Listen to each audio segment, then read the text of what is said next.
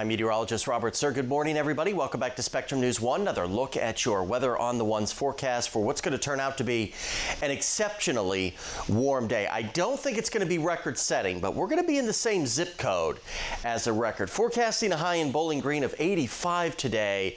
The record set back in 1907 is 91. So even the fact that we're talking about this is impressive. And it's really in the same, region as our all-time warmest high in Bowling Green here.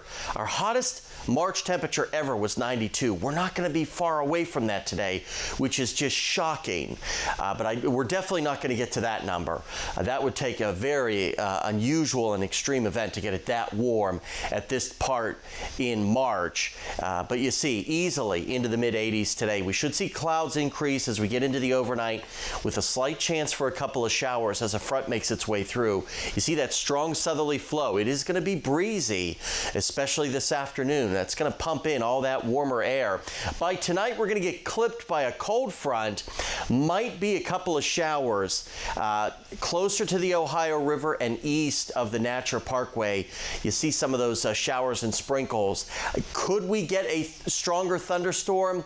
Possibly, but the models are not as bullish on this part of the state as they are much, much further to the east.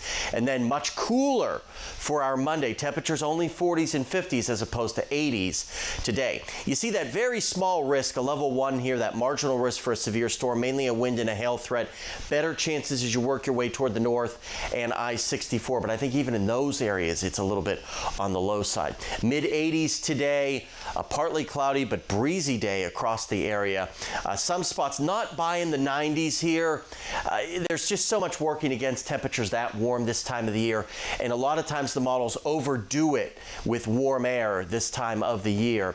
Upper 30s, lower 40s tonight with a couple of showers. It should be over with by the time you wake up tomorrow morning, but a noticeably cooler day. I mean, we're going to be 25 to 30 degrees colder tomorrow than we are today. Lower 40s waking up Tuesday morning with mid 60s for Tuesday before we start to warm up nicely by the middle part of the week. As that warm up happens, we'll also increase our rain chances.